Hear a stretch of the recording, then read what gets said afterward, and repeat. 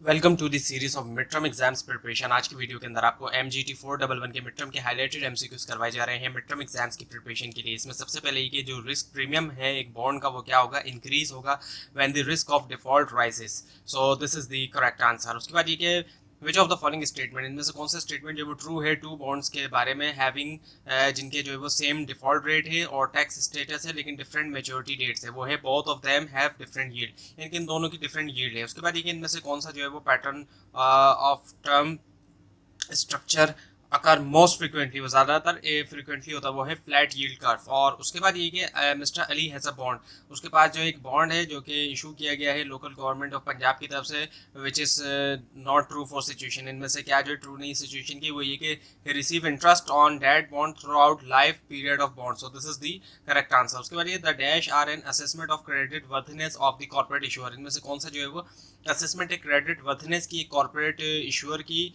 वो है bond ratings. तो बॉन्ड रेटिंग्स इसका आंसर है। उसके बाद ये कि इनमें से कौन से जो है वो एजेंसीज असेस करती हैं डिफॉल्ट रिस्क जो है डिफरेंट इशूअर्स का, वो है क्रेडिट रेटिंग्स। तो क्रेडिट रेटिंग इसका आंसर है। उसके बाद ये कि what is the true relationship, true relationship क्या है जो कि एग्जिस्ट करता है डिफॉल्ट रेट और रिस्क और यील्ड के दरमियान, वो है हायर द डिफॉल्ट रिस्क, जितना ज्यादा डिफॉल्ट रिस्क होता है हायर द यील्ड, उतना ही ज्यादा उस पर यील्ड होता है। उसके बाद ये कि अगर YTM जो है वो ग्रेटर देन दी कूपन रेट से ज्यादा है, सो जो प्राइस ऑफ बॉन्ड होगी वो क्या होगी, लोअर होगी उसकी फेस वैल्यू के मुकाबले में।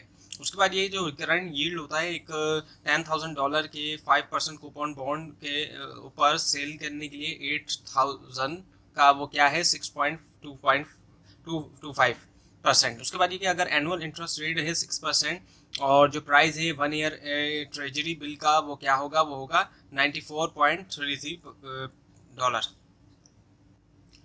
अब ये कि फॉर $1,000 1 ईयर डिस्काउंट बॉन्ड, $1,000 के 1 ईयर डिस्काउंट बॉन्ड के लिए जिसकी प्राइस है $975, यील्ड टू मेच्योरिटी जो है इस वो क्या है 1,000 - 975 डिवाइडेड बाय $975। उसके बाद कि इनमें से कौन सा जो है which of the following statement is not true, वो ट्रू नहीं है कंसल्ट के लिए, वो है देयर आर गवर्नमेंट है और इसी के साथ as well as private consult consoles actually, sorry. उसके बाद ये व्हाट इज ट्रू, ट्रू क्या है इनमें से अबाउट द रिलेशनशिप के बारे में स्टैंडर्ड डेविएशन और रिस्क के दरमियान, वो है ग्रेटर द स्टैंडर्ड डेविएशन, जितना ज्यादा ग्रेटर स्टैंडर्ड डेविएशन होता है ग्रेटर विल बी रिस्क, उतना ही ज्यादा रिस्क होगा। उसके बाद ये इंटरेस्ट रियल इंटरेस्ट रेट इनमें से क्या है, वो है कि nominal interest rate plus the expected interest rate. उसके बाद ये जो इंटरेस्ट रेट है that is involve in dash, you can शामिल है डैश के अंदर, dash calculation is refer to as discount rate, so वो है प्रेजेंट वैल्यू। उसके बाद ये कि if the factor time N is longer than, अगर फैक्टर टाइम एन जो है वो लॉन्गर है तो फिर क्या होगा, present value will be lower, वो लोअर होगी। उसके बाद ये कि आसमा जो है वो डिपॉजिट करती है फंड जो है into a CD account, CD account पे एट हर बैंक, उसका जो बैंक है और जो CD अकाउंट है उसका एनुअल इंटरेस्ट है 4.0%। अगर असमा जो है वो लीव कर देती है फंड को CD अकाउंट के अंदर पूरे के पूरे 2 साल के लिए, so she will have 1,081.60। So what amount is Asma depositing, तो कितना अमाउंट जो वो एक्चुअली डिपॉजिट कर रही है, सो वो है $1,000। उसके बाद ये कि बॉन्ड्स जो कि इशूड करती है गवर्नमेंट, वो कहलाए जाते हैं ट्रेजरी बॉन्ड्स। उसके बाद ये कि रिस्क शेयरिंग जो है वो करेक्टरिस्टिक्स है इनमें से किसकी, बॉन्ड्स की।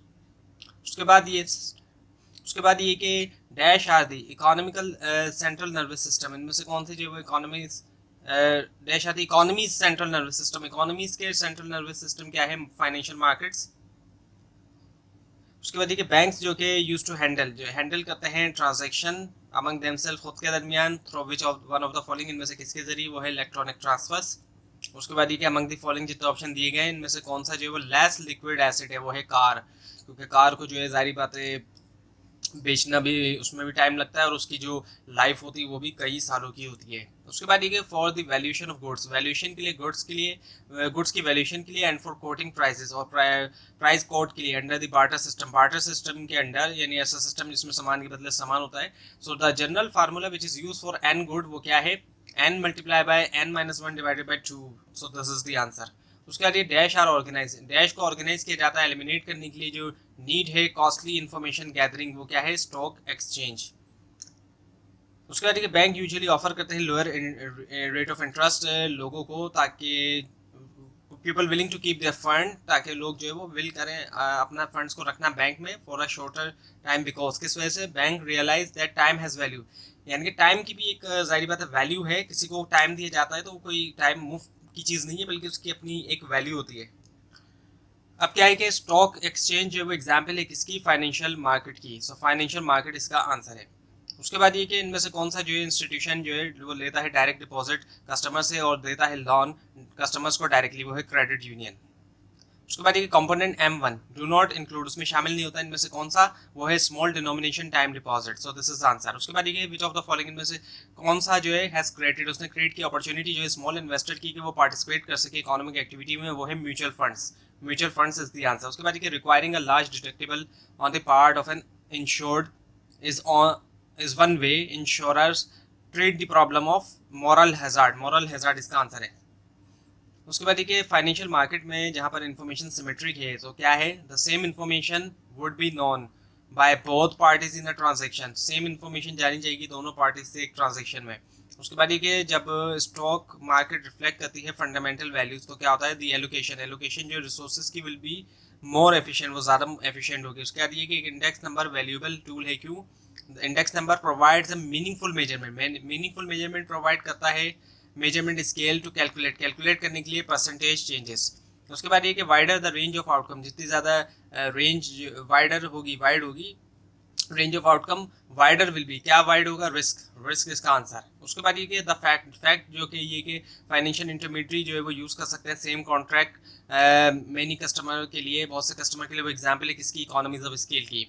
उसके बाद ये कि आप स्टार्ट करते हैं एक $1000 का पोर्टफोलियो, ये जो है लूज करता है 40% ओवर द ईयर, और जो फॉलोइंग ईयर है आने वाला ये हासिल करता है 50% वैल्यू में, और एंड के ऊपर 2 ईयर्स के वर्थ जो है आपकी पोर्टफोलियो की क्या होगी, 900। उसके बाद ये कि एक इंडेक्स नंबर वैल्यूएबल टूल है, क्यों, इंडेक्स प्रोवाइड करता है मीनिंगफुल मेजरमेंट स्केल के कैलकुलेट किया जाए परसेंटेज चेंजेस। तो ये थी आज की वीडियो। आपको इस बार में कोई क्वेश्चन खासतौर पर इसमें कोई मिस्टेक दिखाई दे जरूर हाईलाइट कीजिए, और इस पूरी सीरीज को देखने के लिए और मिड टर्म और फाइनल टर्म एग्जाम्स की प्रिपरेशन के लिए इस चैनल को सब्सक्राइब कीजिए, बेल आइकन के ऊपर क्लिक कीजिए। Thanks for watching this video and best of luck for your exams.